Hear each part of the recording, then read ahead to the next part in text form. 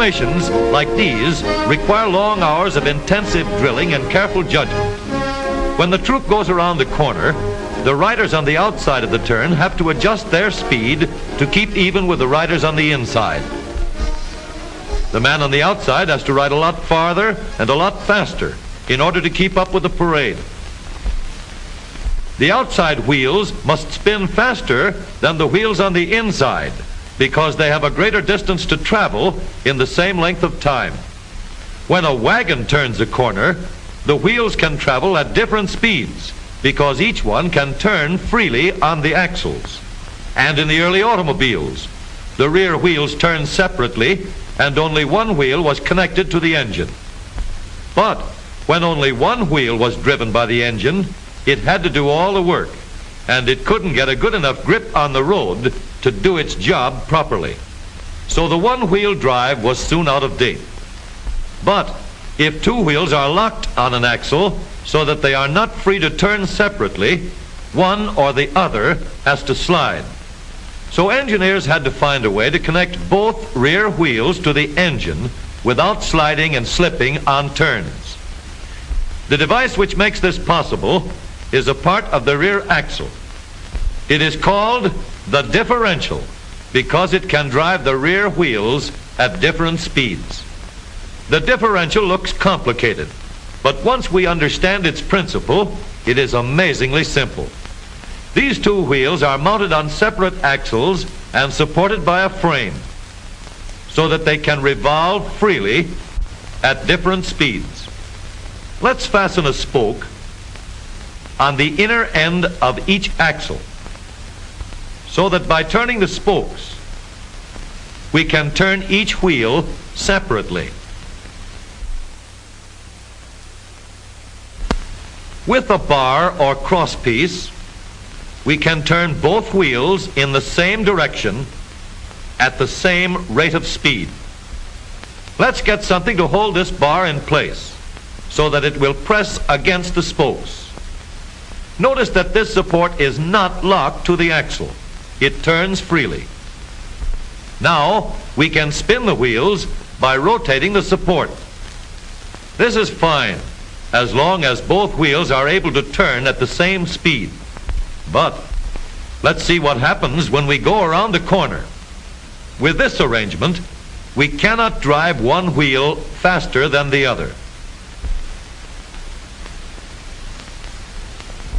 And if we stop one wheel, the other wheel won't budge. Let's put this bar on a pivot so that it can swing in either direction.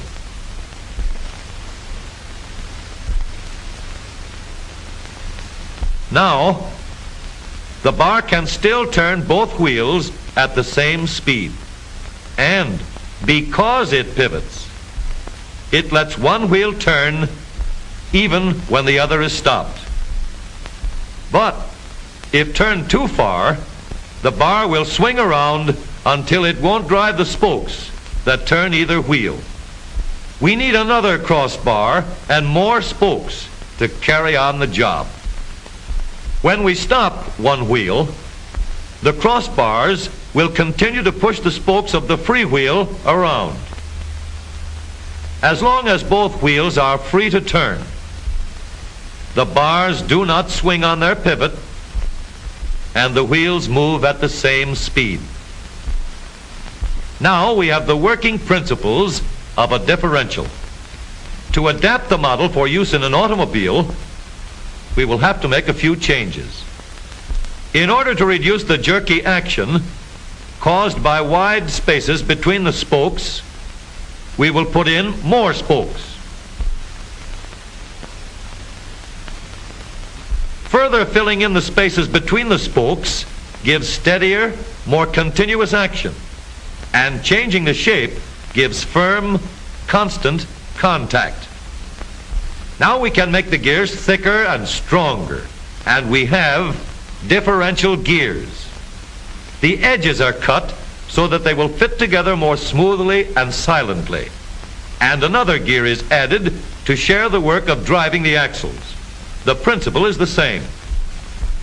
In order to turn the support and drive the wheels, we can fasten a large gear here, connected by a smaller gear to a source of power.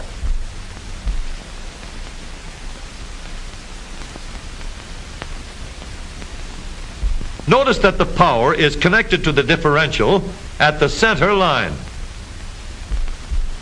We can make our model more compact by moving the gears closer together. When we put our differential in an automobile, we have to leave room for the drive shaft, which carries the power from the engine. We may build the floor of the car above the drive shaft. But if we do, we won't have much room inside unless we make the top of the car high too. Of course, we could lower the floor and ceiling, but the drive shaft would be higher than the floor. This would have disadvantages. A shaft in the middle of the floor of an automobile would be inconvenient for passengers and would be awkward for carrying luggage. Today, engineers have found a way to make the car roomier and closer to the road without a clumsy shaft above the floor. The drive shaft from the engine to the differential is lowered out of the way, and the drive shaft is connected to the rear axle at the bottom. The new low center drive makes the rear axle quieter, stronger, and more durable because it gives better, smoother contact between the gears. The automobile of today with the low center drive is stronger and more rugged. Every part of the rear axle has been built to withstand strains far greater than it will ever meet on the straightaway or around the corner.